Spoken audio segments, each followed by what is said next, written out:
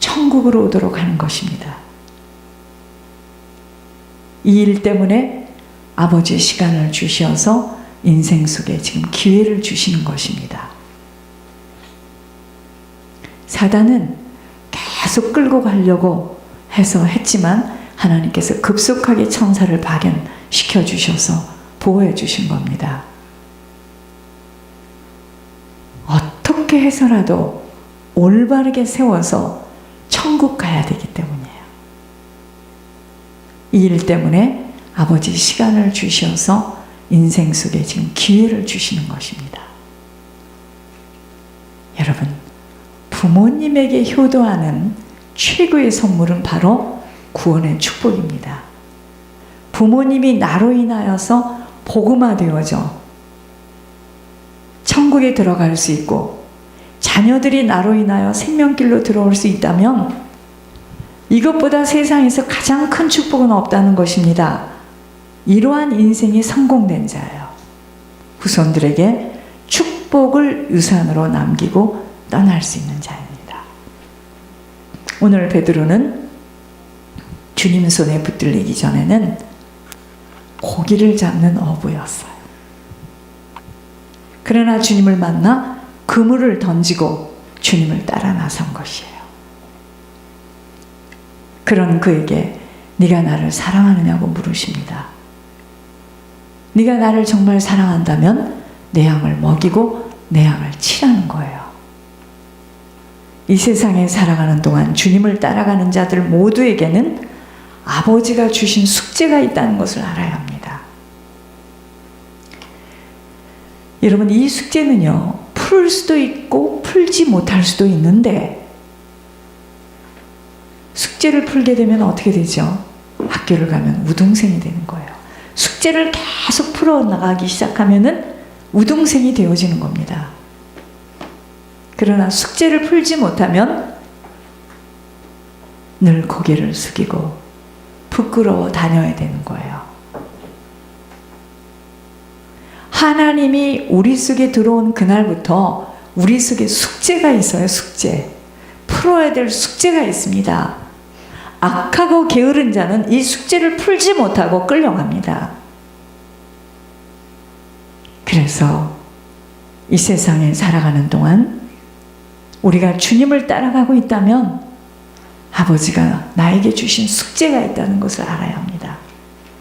이전에는 내 마음대로 스스로 살면서 마음대로 원하는 곳을 다녔지만 주님을 따라가는 시간으로 들어갈 때부터는 우리들의 인생이 원하지 않는 내 뜻대로가 아닌 사라지지 않는 인생 속으로 어떻게 보면 참으로 이해할 수 없고 고독하고 힘든 시간을 경유하게 되지만 이 모든 것들은 잘 들으시기 바랍니다. 아버지 테스트예요. 테스트. 아버지 테스트이기에 잘 견뎌야 하는 것입니다. 여러분, 오늘은 어머니의 날이에요. 일평생 나를 낳으시고 길러주시고 키워주신 우리들의 어머님, 얼마나 고맙고 감사한 일인지요. 그런데 그 어머님이 내게 그들이 살아온 인생의 씨를 뿌려주시고 가셨으며 그 씨로 인한 열매들을 거두느라 얼마나 험난한 인생들을 살아가고 있는 줄 안다면 우리 자신이 어떤 어머님으로 남은 시간을 헌신해야 할지 곰곰이 생각해 보아야 합니다. 자, 세상에서는 어머니 날을 기해하여서 세상에서 사람을 뽑아요.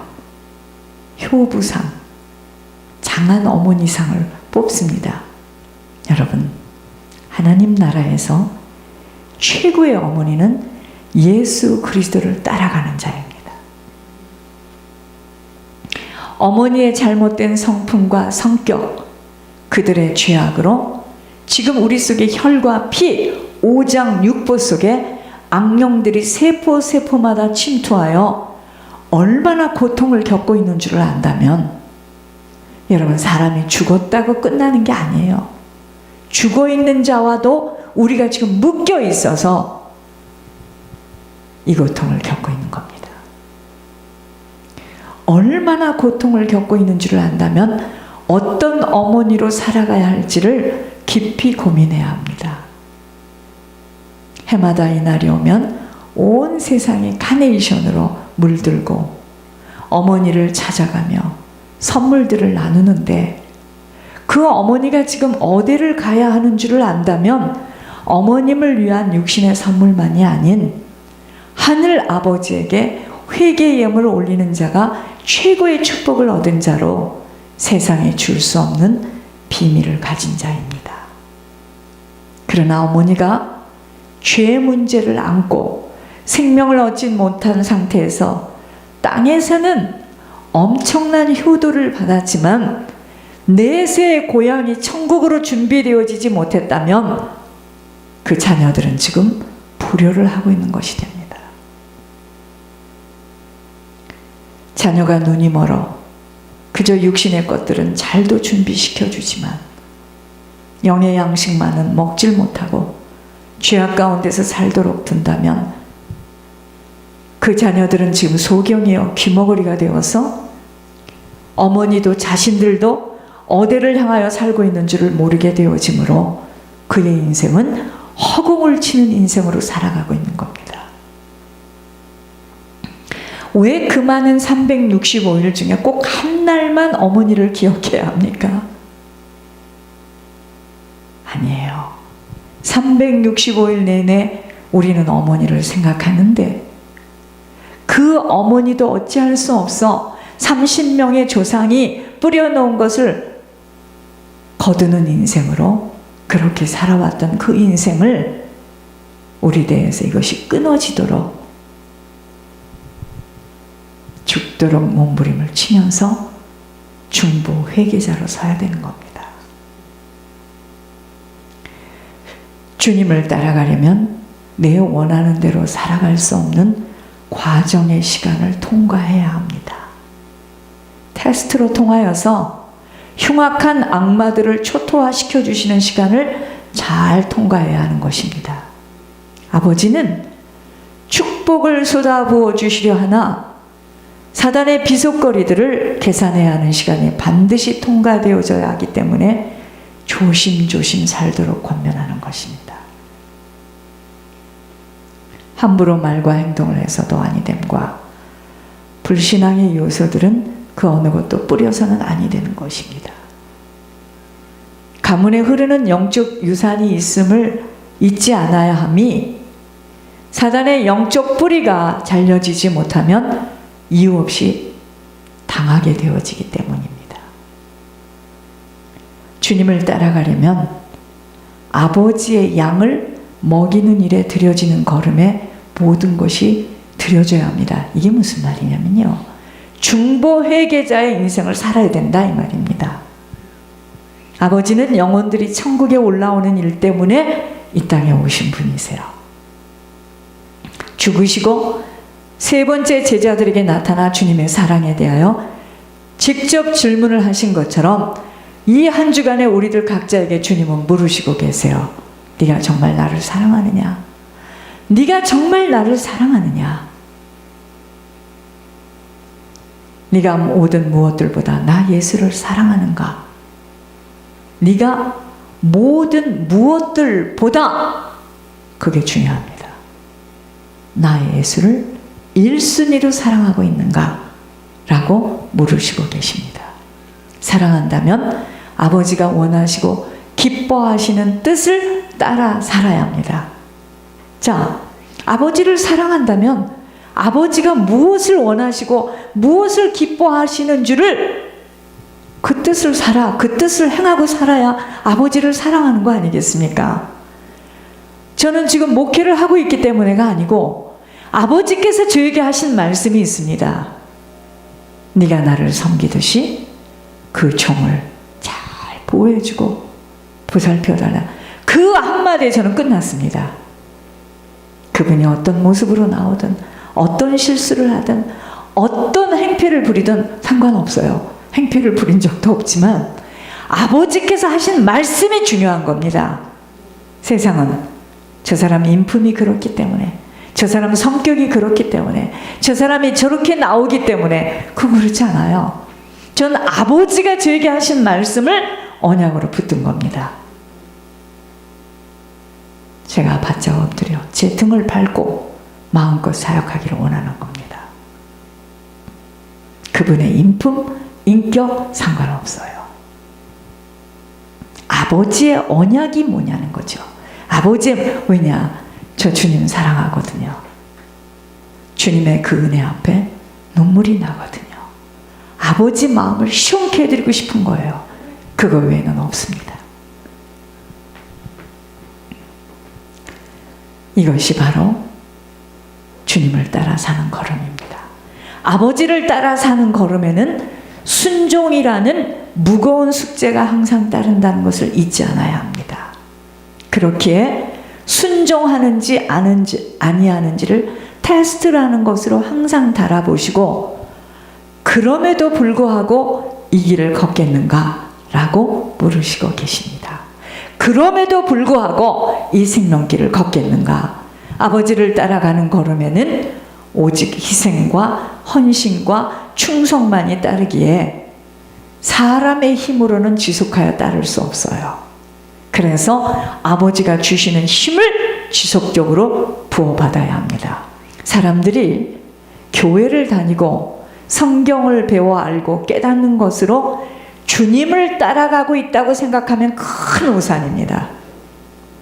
십자가 목걸이를 걸고 있기 때문에 주님을 따라가고 있다면 큰 오산입니다. 내 생각에 주님을 받아들였고 내 마음에 주님이 있다고 주님 앞에 나오지 못하는 것을 주님을 따라가고 생각하고 있다면 큰 오산입니다. 여러분, 우리는요, 더 이상은 하늘에 손을 가렸다라고 생각하는 이런 어리석은 짓은 그만해야 합니다. 주님은 항상 우리 마음을 달아보세요. 네가 그 어떤 것보다도 나 예수를 사랑하는가? 주님을 따라가는 것은 내가 원하지 않는 곳으로 걸어가는 걸음부터 시작되어집니다. 결코 쉬운 길이 될 수 없어요. 그래서 좁고 협착한 길입니다. 많은 사람들은 이 좁은 길을 원치 않아요. 내 뜻대로, 내 마음대로 살고 싶기에 불편하면 뛰쳐나가야 하고, 아버지의 음성을 아버지로 신뢰할 수 없이 마음대로 살기에 무서운 것이에요. 여러분, 정말 주님 알기 시작하면 무서워요. 두렵습니다. 주님을 따라가려면 먼저는 나로 살아온 옛사람의 성품들을 잘라내야 합니다. 입만 벌리면 판단하고 정죄하고 분석하고 해석하는 거, 이거 버려야 합니다. 우리들은 보여지고 잡혀지는 것으로 믿고 살아온 성품들이기에 없는 것을 있게 하신 주님이 나타나면 되어진다는 것에 확인이 되어지기까지는 불안해하고 의심을 갖습니다. 그러나 아버지는 우리들에게 먼저 믿음을 요구하고 계십니다. 하나님이 오늘도 우리에게 요구하심은 믿음이에요.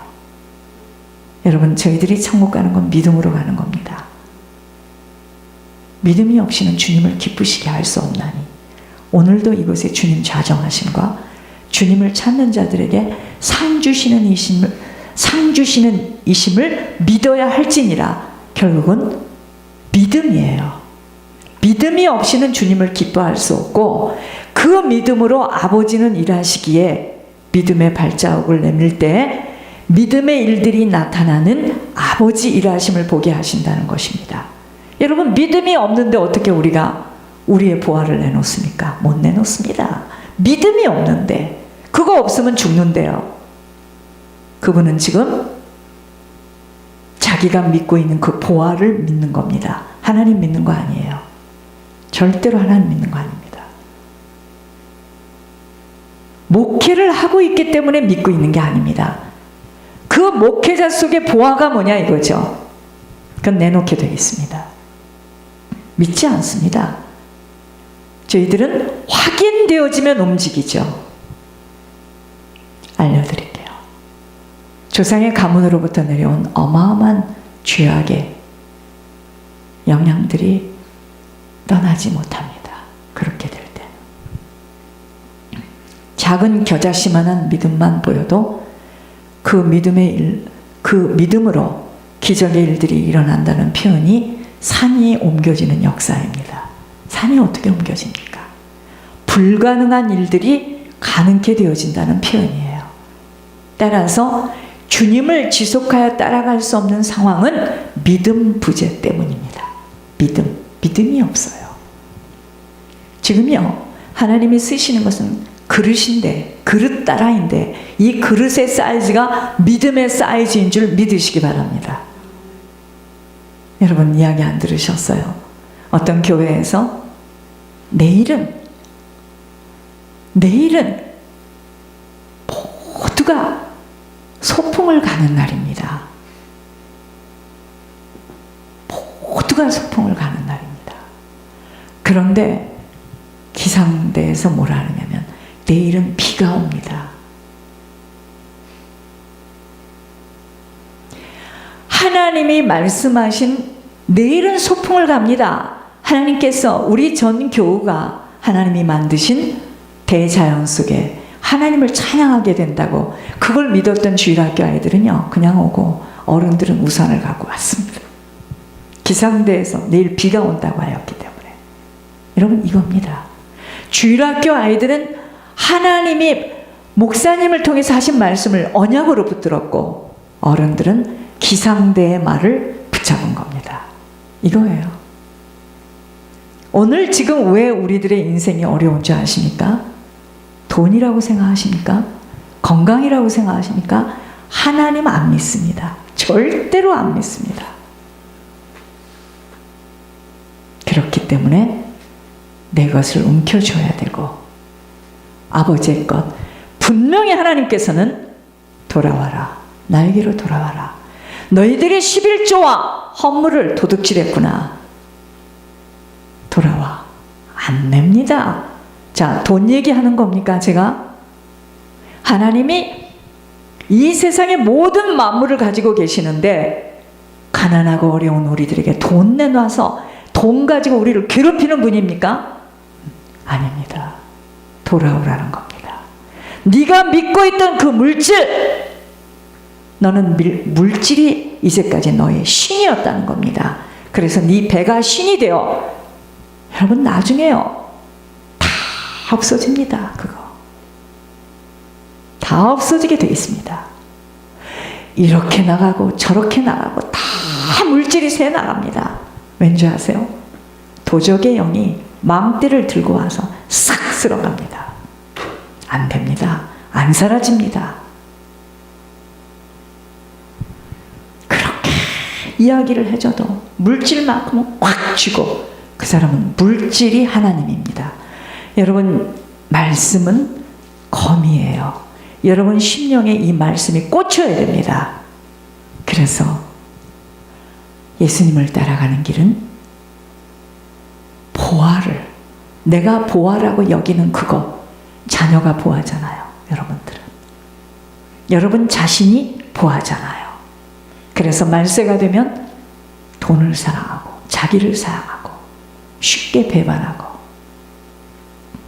그렇기 때문에 하나님은 계속 사단에게 합법적으로, 사단은요, 죄를 가지고 합법적으로 들어와요. 그거 하나님이 허용하지 않을 수 없습니다. 기억하시기 바랍니다. 왜냐? 영의 법칙이에요. 그래서 내가 손이 짧아서도 아니요, 귀가 먹어서도 아니요, 너와 나 사이에 죄가 가로막혔구나.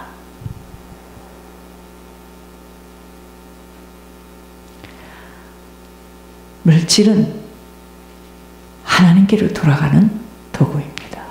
돌아가야 됩니다. 물질 의지하고 세상 것으로 의지하던 내가 이제 하나님께로 돌아가는 겁니다. 여러분, 살아보세요. 물질 모으고 살아보세요. 내 것 모으면서 살아보세요. 여러분들이 여기 앉아있다고 하나님이 하나님과의 관계가 돼 있는 게 아닙니다. 제가 목회를 하고 있기 때문에 하나님과의 관계가 있는 거 아니에요. 절대로 아닙니다.